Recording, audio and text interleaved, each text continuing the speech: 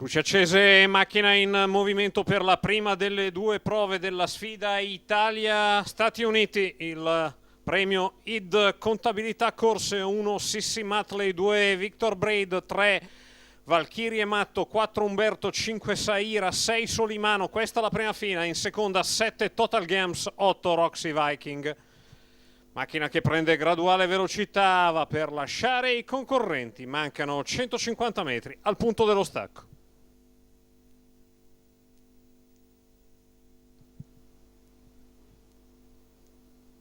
Stacco della macchina, dall'esterno Solimano impegna Saira e Umberto. Imbocco della prima piegata con Solimano che cerca di scavalcare Saira, a sua volta a lato di Umberto insiste Solimano e passa Numero 1 dopo Sissi Matley 150 metri di corsa, squalificato. mentre sbaglia e finisce a tabellone Sissi Matley. Il lancio in 14 appena abbondante, Solimano Numero è leader. 2 Victor Braid L'errore e la squalifica squalificato. anche di Victor Braid. Solimano leader nei confronti di Umberto, ha parcheggiato terza Saira, avanti a Valchirie e Matto, quindi alla retroguardia del gruppetto Total Gams per linee esterne Roxy Viking. 29 appena abbondanti, 400 metri iniziali da parte di Solimano, che mantiene due chiare lunghezze di margine al completamento dei 600 passati dal leader in solitaria. In 45 un filo scarso davanti alle tribune. Solimano leader nei confronti di Umberto, che ha ora a destra Roxy Viking lungo i birilli, Valchirie Matto che ha al fianco Total Gams alla retroguardia estrema.